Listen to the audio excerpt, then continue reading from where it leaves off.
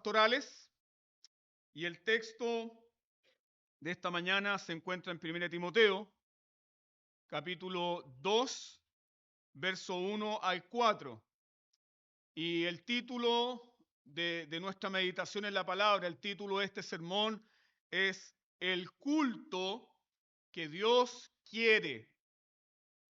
El culto que Dios quiere.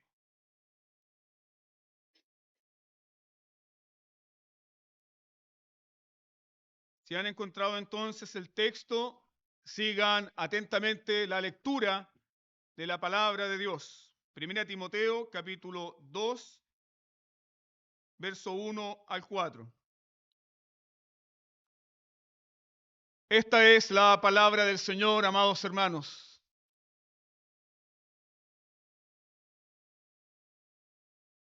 Exhorto, ante todo, a que se hagan rogativas, oraciones, peticiones, acciones de gracias por todos los hombres, por los reyes y por todos los que están en eminencia, para que vivamos quieta y reposadamente en toda piedad y honestidad, porque esto es bueno y agradable delante de Dios nuestro Salvador, el cual quiere que todos los hombres sean salvos y vengan al conocimiento de la verdad.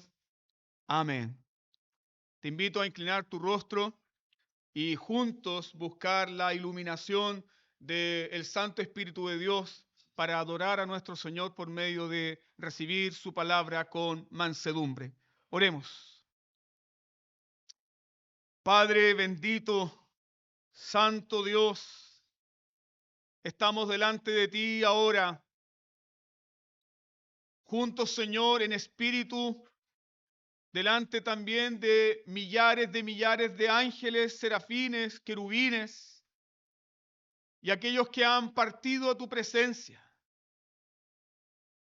Así lo enseña tu palabra, que en el día tuyo, en esta santa convocatoria que es el día del Señor, en espíritu, estamos delante de ti.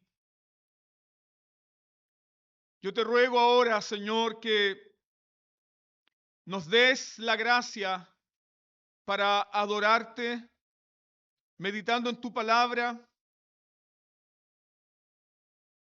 Que nos des la gracia, Señor, para que no profanemos este culto. Que nos des la gracia, Señor, a todos los aquí presentes, ancianos, adultos, jóvenes, niños. Que todos, Señor, podamos ser sobrecogidos por el sentido real de tu presencia. Amamos, Señor, este día, a pesar de todas las dificultades que podemos tener para llegar acá. Amamos, Señor, este día porque aquí nos das descanso. Amamos este día, oh Señor, porque tú nos esperas con bien y con misericordia. Amamos, Señor, este día porque es una antesala y es un pequeño bocado de la gloria que nos espera por toda una eternidad. Por lo tanto, Padre, te rogamos en esta mañana que incline nuestros corazones hacia la verdadera adoración, a la adoración reverente, al temor gozoso y al escuchar, Señor, con mansedumbre tu voz a través de tu palabra para nuestras vidas. En el nombre de Jesús, tu amado Hijo, oramos. Amén. Muy amados hermanos, lo que sucede en el culto es un asunto de vida o muerte.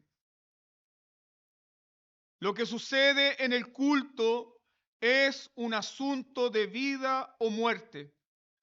Y alguien puede pensar que quizás esta presuposición es exagerada, pero cuando atendemos la palabra de Dios, el Antiguo Testamento con mucha claridad enseña que Dios no tolera la profanación de su culto. Dios no lo tolera. Y esa es la razón por la cual Dios ejecutó a Nadab y Abiú, como ustedes pueden recordar en Levítico capítulo 10. Y esa es la razón también por la cual Dios en el Nuevo Testamento ejecutó a Ananías y Zafira. ¿Dónde ocurrió aquello? En el día del Señor, en el Nuevo Testamento, en un culto público. Entonces, la verdad teológica con respecto al culto que Dios quiere es muy, muy claro en las Escrituras. El culto, queridos hermanos, es un asunto de vida o muerte. ¿Por qué? Porque el culto no es para usted. El culto no es para hacerlo sentir bien a usted. El culto no es para las personas que nos visitan, aunque estamos agradecidos al Señor de aquello. El culto es para Dios. Es un culto solemne, reverente, para celebrar la presencia de nuestro Dios en medio nuestro. El culto es para Dios.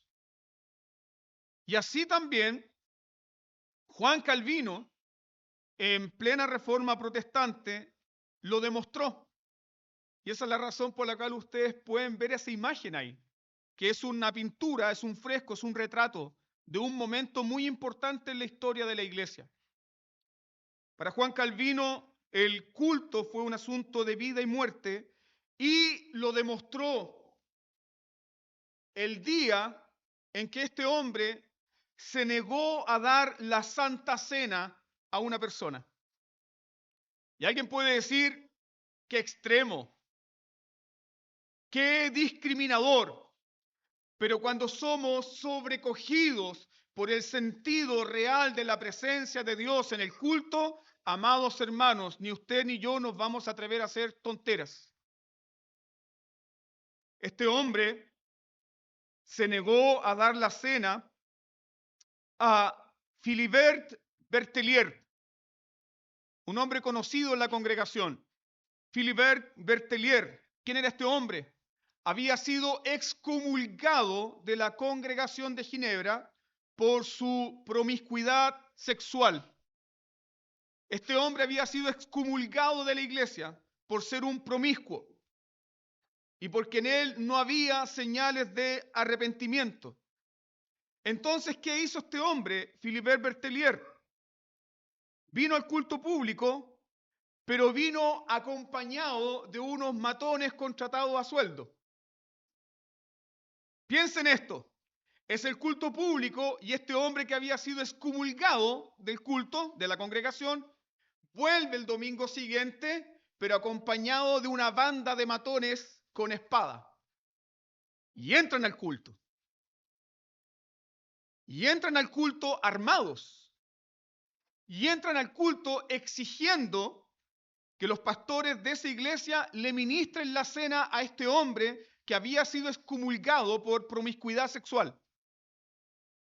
Entonces, Calvino, como estaba predicando, bajó del púlpito y se puso delante de la mesa. Y este hombre, con el celo de Dios, de entender que estamos en la presencia de Dios, bajó a la mesa de la comunión, extendió sus brazos y dijo lo siguiente: pueden quebrar estas manos, pueden cortar estos brazos, pueden tomar mi vida, pueden derramar mi sangre es suya, pero no me forzarán a dar las cosas santas al profano y así deshonrar la mesa de mi Dios. Eso fue lo que sucedió. Y toda esa montonera de matones que entraron al culto con espada para solicitar que le dieran la Santa Cena a ese hombre que había sido correctamente disciplinado, fueron sobrecogidos del peso de la presencia de Dios, que abandonaron el culto. El culto, queridos hermanos, es un asunto de vida o muerte. El culto es un asunto serio, porque estamos delante de Dios. Y así también el apóstol Pablo, con este mismo sentido del culto, instruye a su amado hijo Timoteo. Todo el capítulo 2, para que lo piense usted y lo medite en su casa, todo el capítulo 2 de 1 Timoteo nos habla del sentido divino del culto, de lo que es el culto público, del culto que Dios quiere, de lo que Dios quiere que usted y yo hagamos en su culto. Entonces, Pablo acá cambia el enfoque. Pablo cambia el enfoque de su preocupación por los falsos maestros. ¿Y ahora de qué está preocupado Pablo?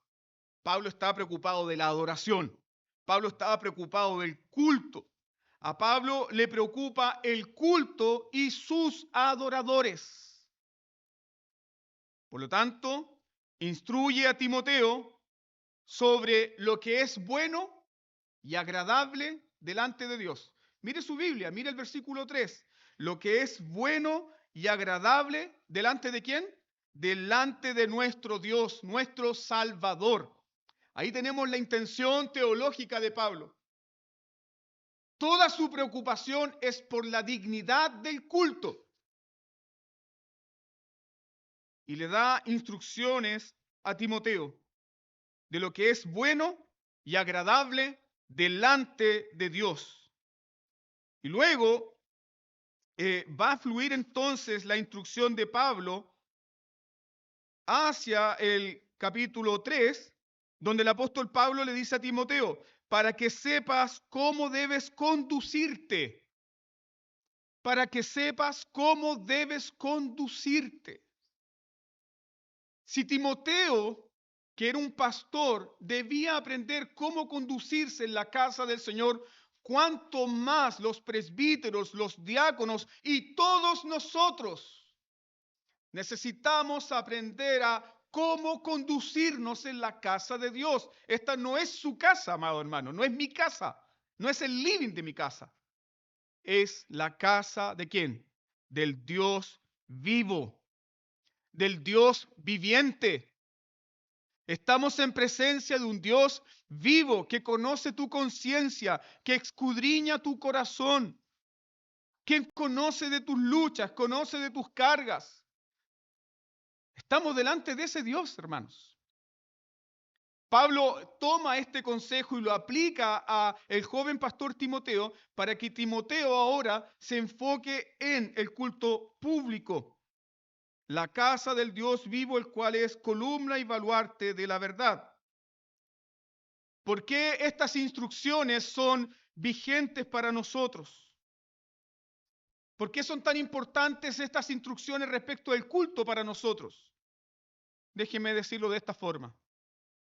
Porque el culto, amados hermanos, es el centro de la iglesia. El culto es el centro de la iglesia. Lo que usted y yo venimos a hacer cada domingo acá es un anuncio de la gloria que nos espera. El culto es el centro de la iglesia. Y es más, el culto es el rostro de la iglesia. Si el culto es desordenado, entonces ¿cuál es la imagen de la iglesia? Es una iglesia desordenada. Es una iglesia irreverente. Es una iglesia sin temor. Es una iglesia que no se comporta delante del Dios vivo. El culto es tan importante, amados hermanos. ¿Sabe por qué? Porque el mundo que observa la iglesia identifica a la iglesia por lo que sucede ¿dónde? ¿En su casa? No. Por lo que sucede, ¿dónde? En el culto, ¿o no? ¿No has visto tú acaso en redes sociales cómo se burlan de los cultos profanos? ¿Cómo se burlan de los evangélicos? ¿Cómo se burlan de las iglesias evangélicas donde hay desorden, donde hay profanidad, donde hay vulgaridad? ¿Y qué es lo que el mundo dice? Si ese es el culto de los evangélicos, entonces yo no quiero estar ahí, yo no quiero nada que ver con eso. El culto es el rostro de la iglesia. Y el mundo identifica a la iglesia por lo que sucede en el culto. Y aquí obtenemos el sentido teológico del culto. El culto, queridos hermanos, siempre comunica lo que la iglesia cree. El culto siempre comunica lo que la iglesia cree. ¿Por qué nosotros tenemos un púlpito y no tenemos un atril aquí puesto? ¿Por qué? Porque creemos en la importancia de la predicación del Evangelio. ¿Por qué la mesa está puesta delante del púlpito y no atrás, o no en un costado arrinconada, o no al fondo? Porque entendemos que el sacramento de la Santa Cena debe ser siempre acompañado, ¿por qué? Por la proclamación de la palabra. El culto siempre comunica lo que nosotros creemos.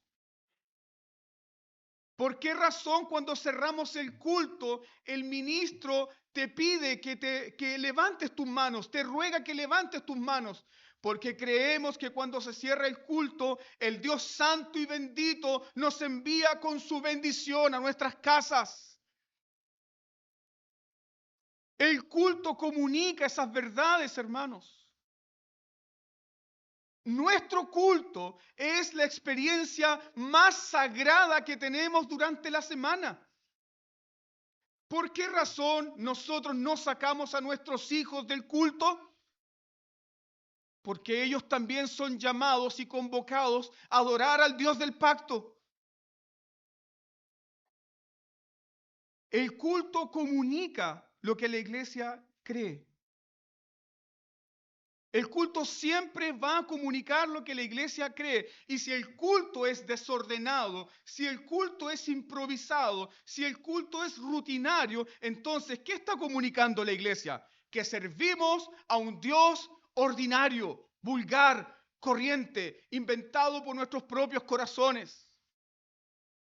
Pero si el culto es ordenado, si el culto tiene un sentido profundo en la palabra de Dios, en el Evangelio, si el culto es para acercarnos a Dios, entonces nos comunica que estamos delante de un Dios bendito, soberano, el cual Pablo dice, el Dios nuestro Salvador. Entonces, esa es la razón y el sentido teológico y doctrinal que domina todo este capítulo. ¿Ya entiende el sentido teológico y doctrinal? Que domina todo el capítulo 2, es el sentido divino de Dios en el culto. Y esa es la razón por la cual comienza diciendo Pablo lo siguiente, versículo 1. Exhorto ante todo. Exhorto ante todo. ¿Qué exhorta Pablo? Exhorto ante todo a que se hagan rogativas, oraciones, peticiones y acciones de gracias por todos los hombres. Exhorto ante todo.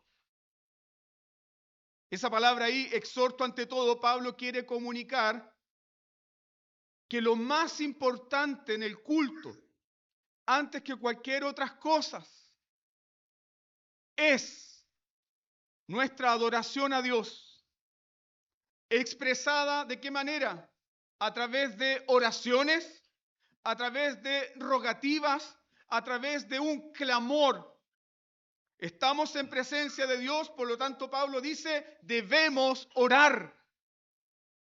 ¿Se dieron cuenta de esta gran verdad en el Antiguo Testamento? Lo que decía nuestro presbítero Daniel en la oración de consagración del templo. El pueblo se acerca a Dios y Dios escucha sus oraciones.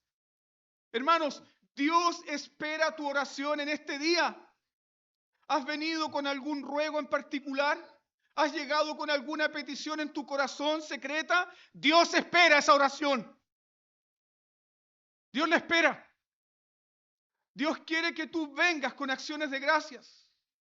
Dios desea que tú vengas acá y derrames tu corazón. Ante todo, exhorto. Indica entonces que la oración es lo más importante en el culto público. La oración. Entonces, ¿cuál es el culto que Dios quiere? Dios quiere que el culto sea un culto de oración. Es decir, el culto debe estar saturado de oración. Oración pública, cuando los oficiales o el ministro de la palabra oran en representación de todo el pueblo, pero el culto debe estar saturado de oración. Dios desea aquello. Eso nos enseña que la oración no es un apéndice en el culto. La oración no es un punto en el programa del culto, ya, y vamos a orar ahí porque hay que orar. No, amados hermanos, la oración es la vida del culto.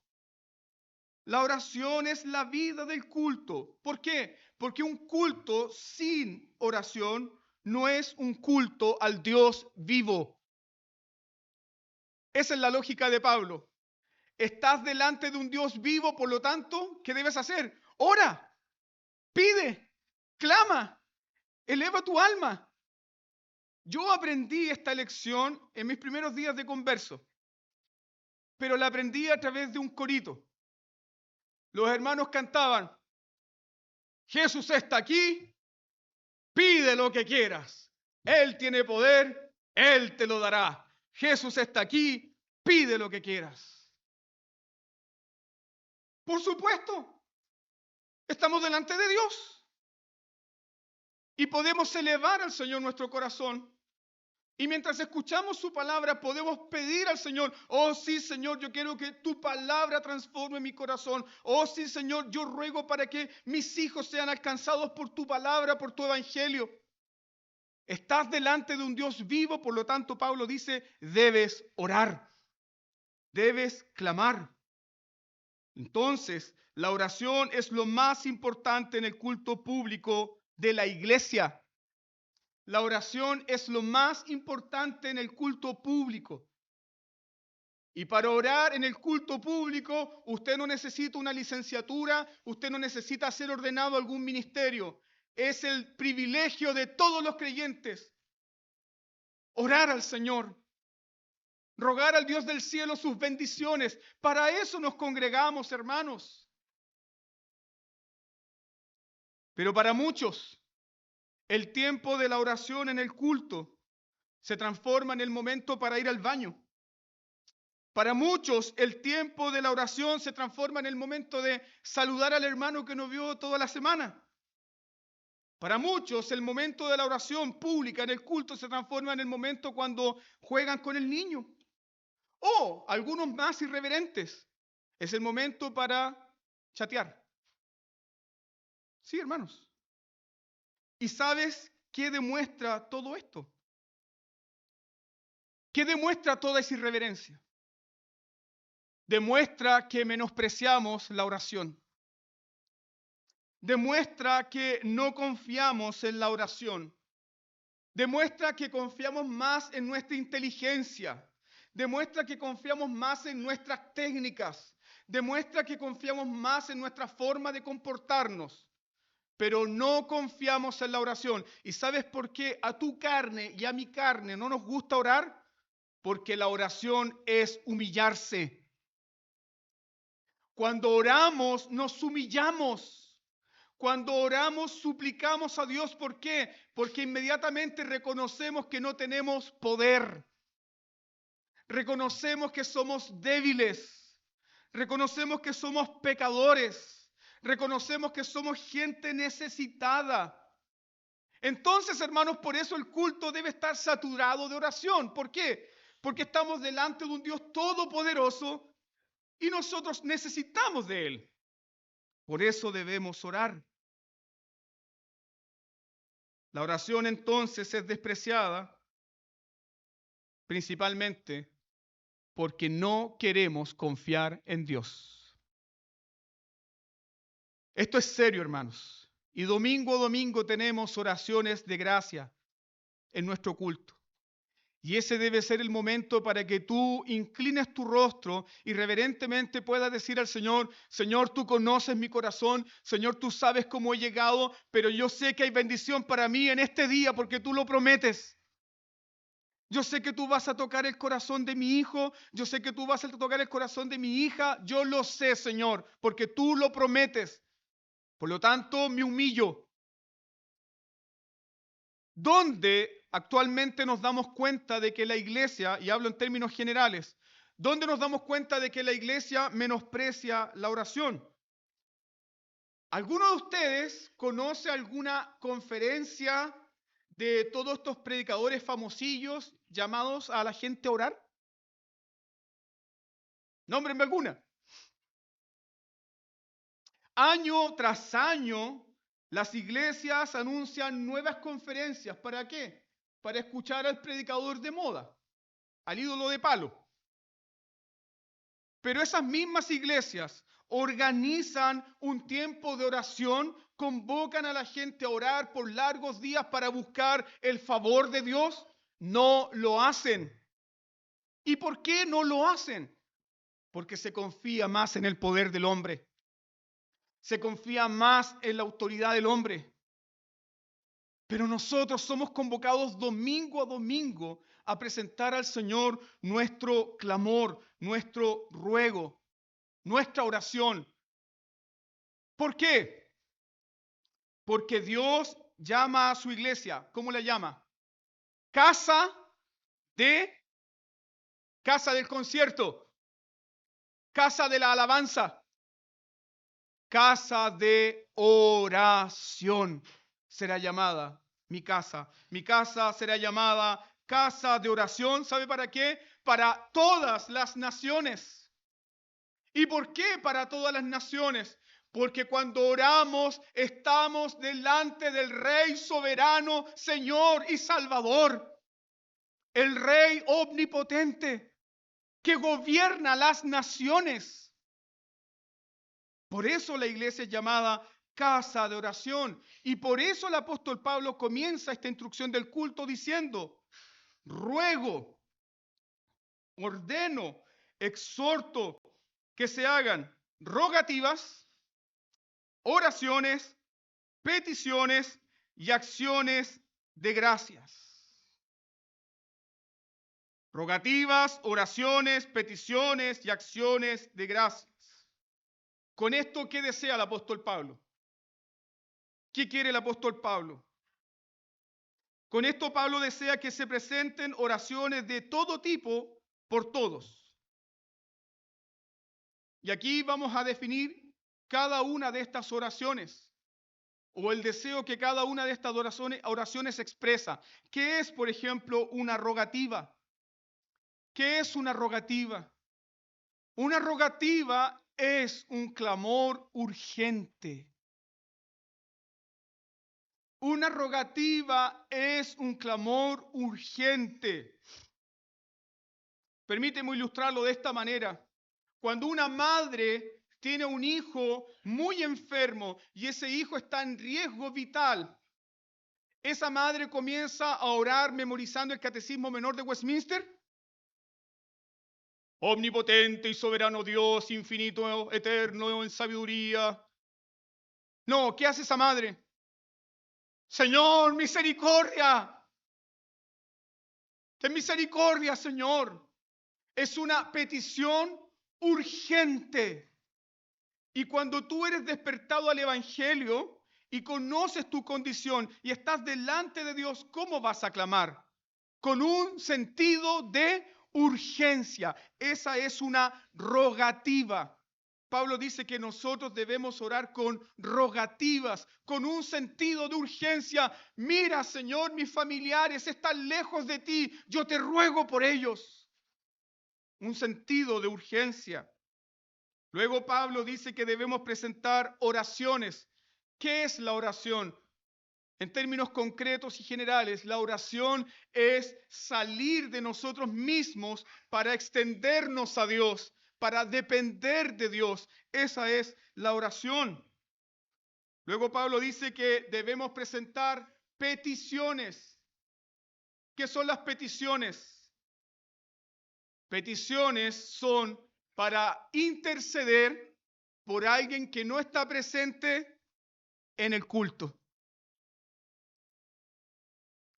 Tú estás en este culto, en esta mañana, para interceder por esos familiares, por esas personas que tú conoces que no están aquí y que están lejos del Señor.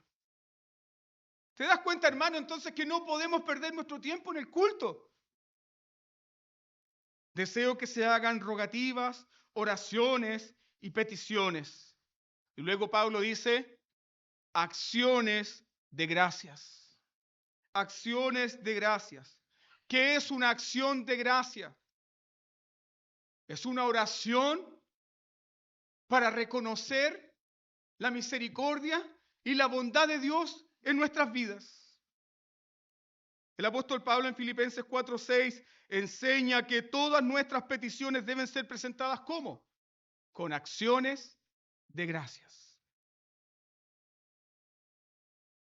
Ojo que una acción de gracias no es, oh Señor, te doy gracias por lo que me has permitido hacer para la gloria de tu nombre. Ahora tú puedes ser más glorificado, Señor, por lo que yo he hecho. Te doy gracias. Te doy gracias, Señor, porque no soy como ese hermano de allá que no es comprometido, pero yo sí soy comprometido. Te doy gracias, Señor, porque ayuno 2 veces a la semana y doy diezmo de todo lo que gano. ¿Quién oraba así? La acción de gracias, mis queridos hermanos, la acción de gracias es agradecer a Dios por todo lo que Él es para nuestras vidas. Y cuando oramos con gratitud, ¿quién desaparece del centro? ¿Quién? Figurín desaparece del centro. Desaparece usted, desaparezco yo y nuestra alma, nuestro espíritu, ¿en quién se concentra? En el Dios bendito, en su bondad, en su misericordia, en que Él sigue siendo fiel, misericordioso y bueno aun cuando nosotros fallamos. Eso es acción de gracias. Y Pablo dice que el culto debe estar saturado de aquello. ¿Por qué debemos orar? Versículo 3. Debemos orar porque estamos en la presencia de Dios. Y debemos estar orando constantemente. Cuando usted está escuchando la predicación, debe estar orando, ¿no? ¿Y orando por quién? Principalmente por el predicador. Sí, hermanos, debemos orar porque estamos delante de Dios. Thomas Watson, este gran pastor puritano, decía lo siguiente, que una iglesia sin oración es como una casa sin techo. Una iglesia sin oración es como una casa sin techo expuesta a todas las inclemencias del tiempo. Entonces, no orar en el culto, no elevar súplicas, no elevar oraciones, no elevar peticiones, no dar acciones de gracia en el culto, ¿qué comunica? Comunica que no necesitamos ¿de quién? De Dios. Eso estamos comunicando y se lo estamos traspasando ¿a quién? A nuestros hijos. Hermanos amados, el Dios del pacto ha determinado que tus hijos sean educados en la fe del pacto por cómo el evangelio te impresiona a ti. Ellos ven cuando tú derramas lágrimas, ellos ven cuando tú elevas tus manos al cielo, ellos ven cuando tú oras, ellos deben aprender aquello. ¿Cuántos de ustedes siendo niños escucharon a sus padres derramar sus corazones, elevar sus manos al cielo y pedir misericordia? Y esa imagen nunca se borró de sus mentes. Esa es la enseñanza cristiana. Y eso es lo que practicamos en el culto. Orar delante de Dios porque Dios es un Dios vivo. Permíteme ilustrar este punto de esta manera. Si hoy fueses convocado por uno de los reinos de este mundo a estar en la presencia del rey más poderoso de todos los tiempos, del rey majestuoso, y eres invitado a una audiencia solemne con ese rey, y se te dice que en presencia de ese rey se te va a conceder todo lo que tú pidas. Dime, ¿derramarías tu corazón sabiendo que estás en la presencia de un rey que todo lo puede y que está dispuesto a hacer un favor sin cobrarte nada? ¿Lo harías? ¿Le pedirías algo? Sí, absolutamente. Y eso fue lo que hizo Ana cuando estuvo en el templo del gran rey Jehová. ¿Qué hizo Ana? Yo soy estéril, oh Señor, pero mira con misericordia a tu sierva. Y ella derramó todo su corazón. Hermanos, el culto público es para derramar nuestro corazón delante de Dios. Él conoce tus cargas, Él conoce tus dificultades, Él conoce tus luchas. No pierdas el tiempo en el culto. Él conoce de tu debilidad, conoce tu cansancio, conoce tu fatiga, conoce las luchas de tu mente. Y Él es un rey bondadoso y misericordioso. Él no es un tirano. Él no te dirá, no tengo remedio para ti. Él extenderá el cetro de su misericordia y te dirá, sea como tú quieres, hijo, hija. ¿No fue eso lo que hizo Jesús con la mujer sirofenicia? ¿No fue eso lo que Jesús hizo, el rey Jesús, con la mujer sirofenicia?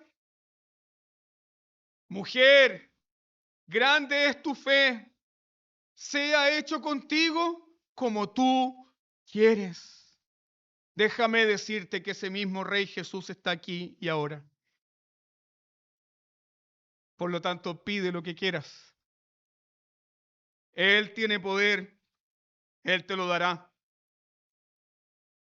Dios quiere que el culto no solamente sea un culto de oración. Mira la segunda parte del versículo 1. Dios quiere que el culto sea un culto de oración. ¿Por quién? Todos los hombres. ¿Por qué? Porque hay un solo Señor, un solo Dios. Y Dios ordena que su culto sea un culto de oración por todos los hombres, sin excepción alguna, por todos los hombres, de lengua, pueblo, tribu y nación, por todos los hombres. Con este mandamiento, Pablo está combatiendo las falsas enseñanzas de los maestros judaizantes en la iglesia de Éfeso. ¿Por qué? Porque estos falsos maestros judaizantes, ellos decían que debías ser judío para tener una relación de oración o de intimidad con Dios. Por lo tanto, si no perteneces a la etnia, sorry, tu oración no será contestada. Y tampoco se puede orar por aquellos que no pertenecen al pueblo escogido. Y ese es un punto muy importante para nosotros. Los presbiterianos, ¿podemos orar por iglesias bautistas? Por supuesto, hermanos. ¿Podemos orar por iglesias pentecostales? Por supuesto. ¿Podemos orar por nuestros hermanos que están extendiendo las misiones más allá de la frontera de este país? Por supuesto. Quiero que oren por todos los hombres. Con esto Pablo contrasta la falsa enseñanza de los falsos maestros judaizantes, pero también la falsa enseñanza de los maestros gnósticos. Recuerde que hablamos de esto en la serie de Primera de Juan. Los gnósticos eran estos falsos maestros que enseñaban y se infiltraron en la iglesia para decir que hay misterios ocultos y que hay enseñanzas profundas que son para los que tienen un intelecto superior. Por lo tanto, si tú no perteneces a ese grupo, lo siento, no vamos a orar por ti. Pablo está combatiendo estas falsas enseñanzas sectarias. ¿Por qué? Porque los judaizantes reclamaban exclusividad racial y los gnósticos reclamaban la exclusividad intelectual. Pero en el Evangelio, las oraciones ¿por quién son? En el Evangelio, las oraciones y la iglesia está llamada a orar, ¿sabe por quién? Por todo pecador. Por todo pecador. Tal vez un pariente tuyo no está aquí hoy día. Y ese pariente tuyo es el peor de los pecadores. Pero ¿sabes qué? Se lo puedes presentar al Rey Jesús en oración. Mira, Señor, este es mi hermano. Mira, Señor, este es mi primo. Tú eres el único Señor y Salvador. Tú eres el Dios omnipotente. Por lo tanto, aquí está. Te lo presento en oración. Amados hermanos, el llamado a la oración es por todas las personas. Pablo quiere que se ore por todas las personas. Y este llamado a orar por todas las personas evidencia, ¿qué cosa? La soberanía de Dios. Nosotros que somos creyentes calvinistas, creemos y defendemos la soberanía de Dios. Por lo tanto, debiésemos ser los más fervientes oradores. ¿Por qué? Porque Dios es soberano. Oramos porque Dios es soberano. Oramos porque Dios tiene el poder para actuar. Oramos porque Dios quiere, como Rey soberano, que nosotros oremos. El llamado a orar por todas las personas entonces evidencia la soberanía de Dios sobre todos los hombres y sobre todas las cosas. Y aquí Pablo menciona un ejemplo.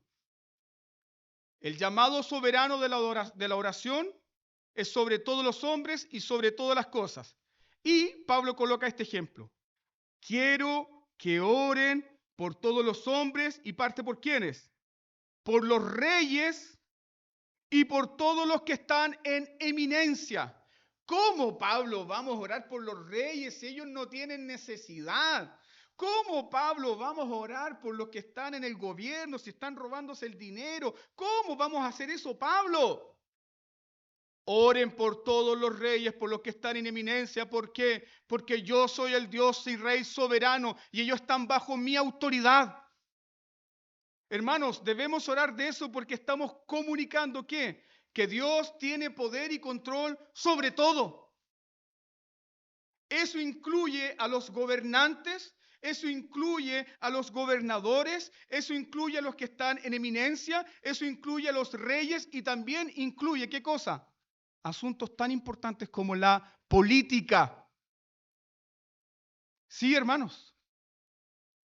Por eso debemos orar por quienes nos gobiernan y orar por asuntos tan delicados como asuntos políticos. Eso entonces evidencia la importancia de la intercesión por aquellos que se encuentran lejos de Dios o fuera de la comunidad del pacto. Es importante orar por políticos, por nuestro presidente, por nuestra Cámara de Diputados, senadores, por nuestros alcaldes, por quienes nos gobiernan. ¿Por qué? ¿Sabes por qué? Porque ellos no tienen el poder para dar estabilidad a este mundo. Eso es lo que dice Pablo. Quien tiene el poder para darnos estabilidad, quien tiene el poder para conservarnos en el tiempo, es el Dios Todopoderoso, que levanta imperios y que quita imperios, que pone reyes y que saca reyes. A ese Dios le oramos y delante de ese Dios estamos. Esa es la razón por la cual Pablo dice que debemos orar por aquellos que están en autoridad.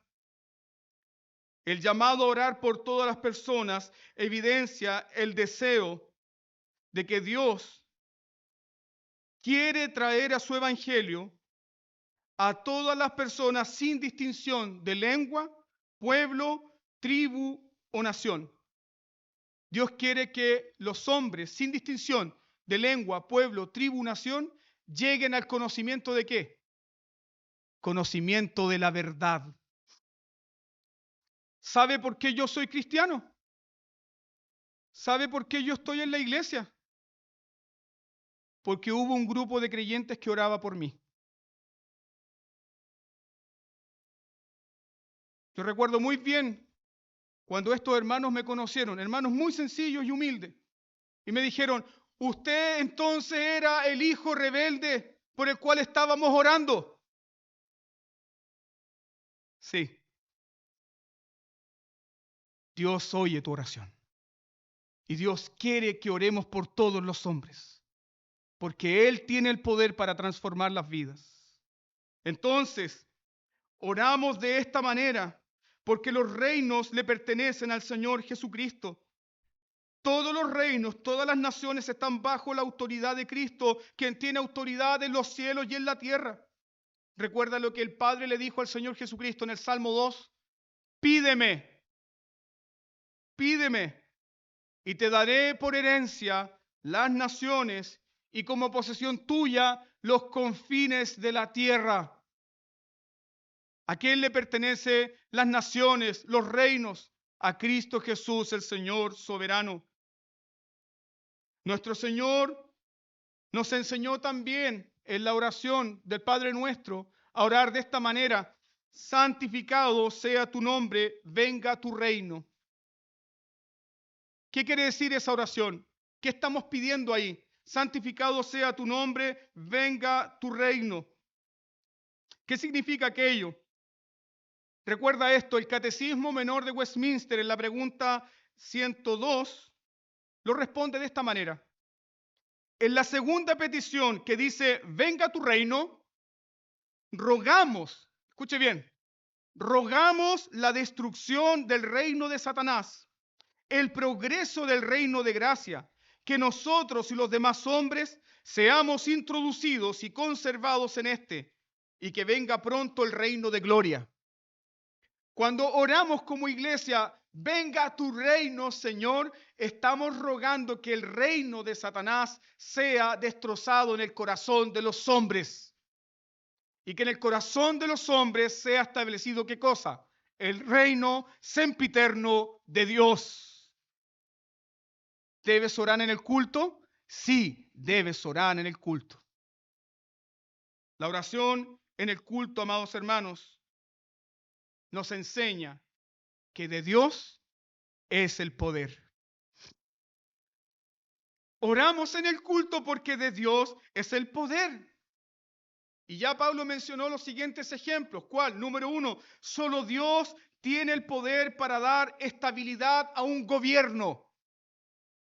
El ministro de Hacienda o un cambio de gabinete o que cambien a todos los ministros no le va a dar estabilidad a este gobierno. Quien va a dar sabiduría y estabilidad a este gobierno es el Dios a quien nosotros servimos.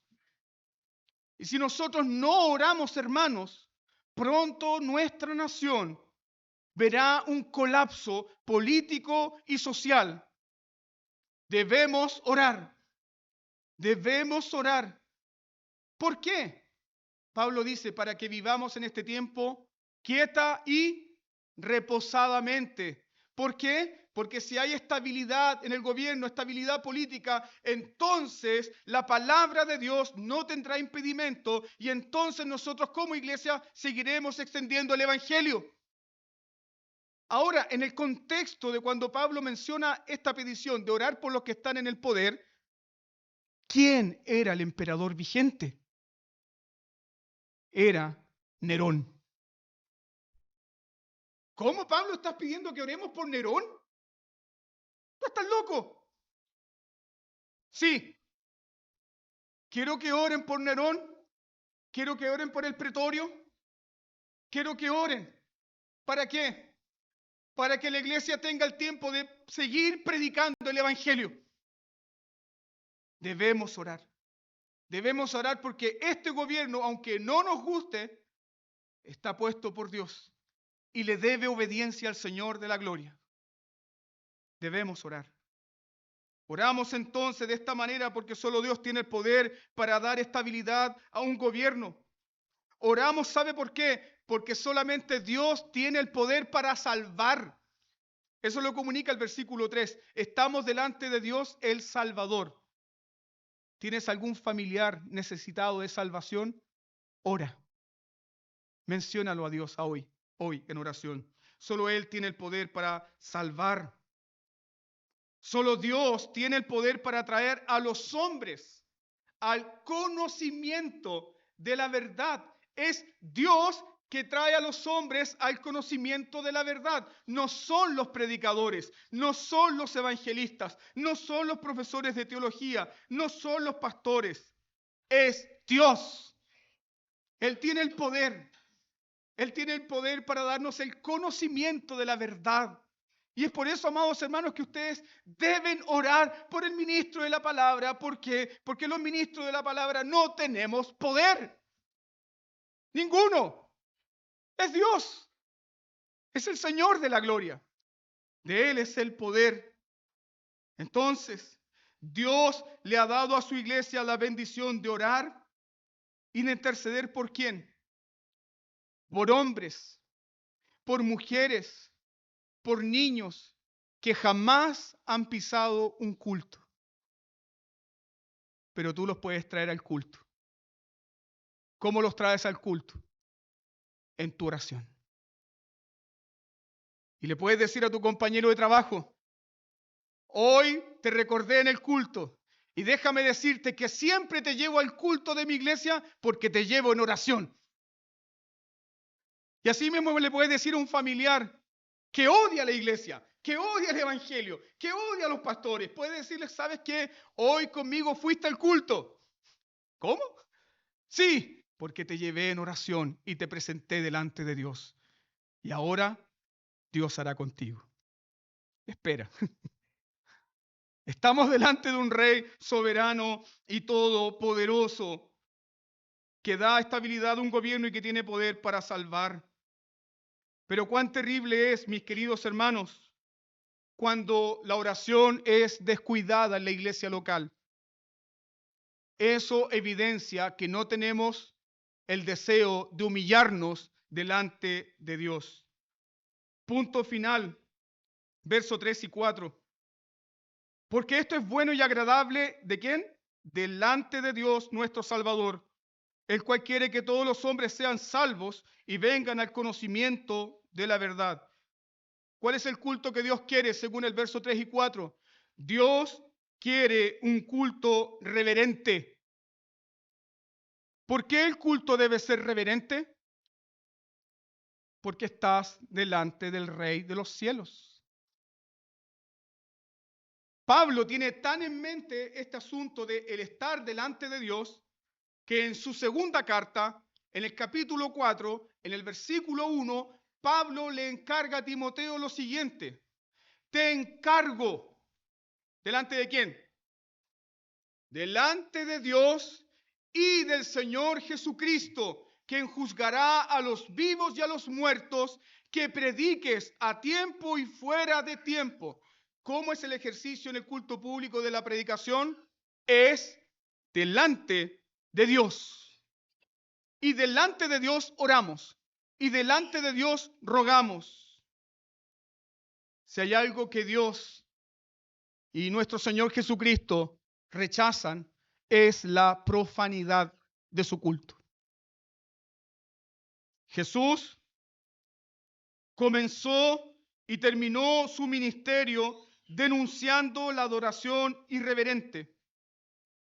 En 2 ocasiones echó a aquellos que profanaron el culto por medio de sus negocios. Y ahí encontramos las palabras celosas de Jesús. Escrito está: mi casa, casa de oración será llamada, mas vosotros la habéis hecho cueva de ladrones. Cueva de ladrones. Dios entonces aborrece la profanación y la indiferencia a su presencia. Medita lo siguiente, hermano. ¿Te comportarías de manera descuidada? ¿Te echarías a dormir si eres citado por un profesor delante de su presencia? delante de la presencia de una autoridad, ¿tú estarías revisando en tu celular las ofertas del cyber?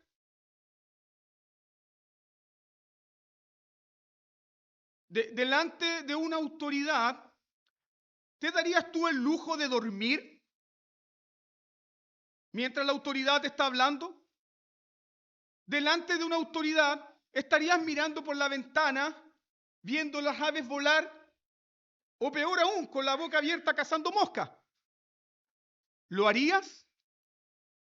No, porque estás en un contexto de que estás delante de una autoridad. Ahora permíteme esta ilustración.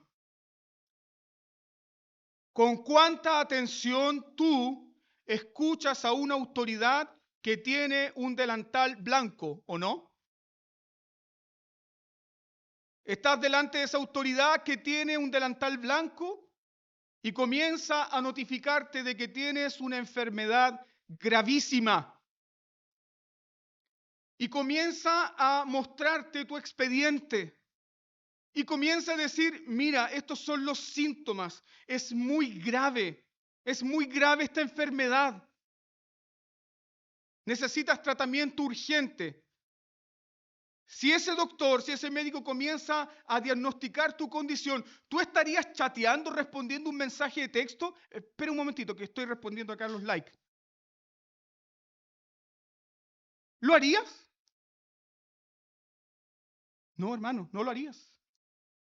Si ese doctor comienza a dar un diagnóstico muy certero de tu grave enfermedad, yo dudo que estarías con el celular chateando. Yo dudo que estarías parándote de un lugar a otro. Yo dudo que le dirías a ese doctor, déjame ir al baño, 5 minutos y vuelvo. No, porque es un asunto de gravedad, es un asunto de vida o muerte. ¿Cuánto más el culto al Dios vivo? ¿Cuánto más el culto al Dios vivo? Donde los hombres que asisten al culto al Dios vivo están entre la vida o la muerte eterna. ¿Lo entiendes? Entonces, si estás delante de ese doctor que te está diagnosticando esa enfermedad grave, ¿qué harías tú? Con mucha humildad, te acercarías a él y le dirías, ¿hay algún remedio para mi condición? Doctor, ¿se puede hacer algo? ¿Hay remedio para esta grave enfermedad? ¿Hay una cura? ¿Usted puede darme un tratamiento? Esa sería tu actitud. Con mucha humildad. Prestarías atención y rogarías por el remedio para tu condición. Pero ahora, mis queridos, estamos delante del doctor de almas. Delante del dador de la vida. Pablo dice que estamos delante de Dios, nuestro Salvador. ¿Estás enfermo espiritualmente? Él te sana. ¿Estás débil, afligido? ¿Tu alma se ha marchitado por tus constantes caídas? No te preocupes. Estás delante de Dios, el Salvador. ¿Tienes algún familiar, algún hijo que está pendiendo entre la vida eterna y la condenación eterna? Estás delante de Dios, nuestro Salvador. ¿Ves que en tu propia vida y en la vida de tus hijos y en tu familia hay muerte espiritual? Estás delante de Dios, el Salvador. Pídele. Ofrece rogativas, acciones de gracias, peticiones. ¿Por qué? Porque este Dios, nuestro Salvador, ¿qué quiere? ¿Qué desea? Él desea que todos los hombres sean salvos y que todos vengan al conocimiento de la verdad. Estás delante de tu Dios Salvador ahora. Te invito entonces a inclinar tu rostro y ofrecer rogativas, peticiones, acciones de gracias por todos. Oremos.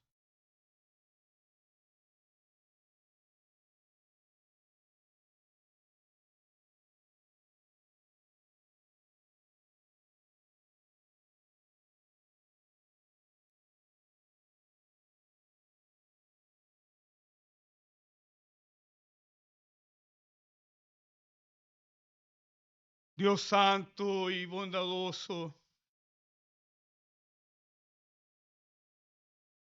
podrías haber inspirado a Pablo para cerrar esta porción diciendo que estamos delante de un juez,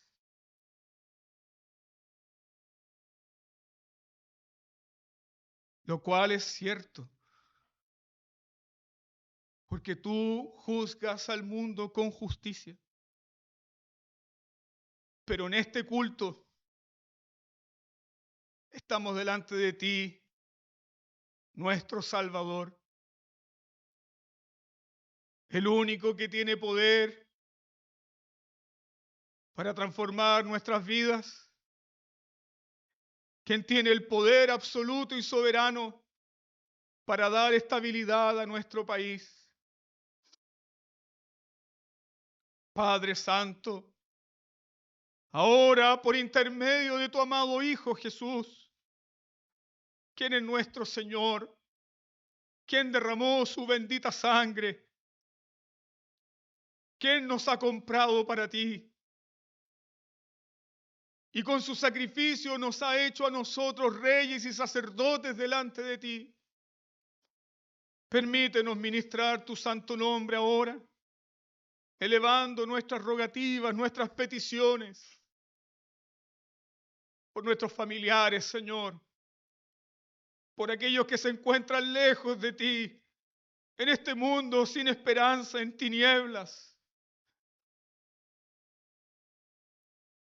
Quizás, Señor, muchos de ellos con buen pasar,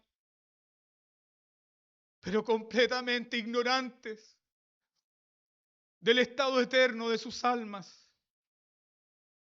Señor, ten misericordia. Ten misericordia, Señor, de nuestros padres. Ten misericordia de nuestros hermanos. Ten misericordia, Señor, de nuestros tíos, abuelos, primos. Ten misericordia de nuestros hijos, Señor. Te los presentamos a ti, Señor, en esta mañana. Tú, Rey omnipotente, nos has concedido esta audiencia solemne. Nosotros no somos dignos, pero tú nos has invitado. Y nos dices, Señor, que estás dispuestos a hacernos solamente el bien. Oh, Señor, creemos a tu palabra. Creemos al llamado soberano que tú nos haces para orar. Y ahora humildemente dejamos ante tus pies y tu trono de gracia todas estas peticiones. Gracias, Padre Santo, por tu palabra. Ayúdanos, Señor, moldea nuestras mentes y corazones para ofrecerte el culto que tú quieres. En el nombre de Jesús oramos. Amén.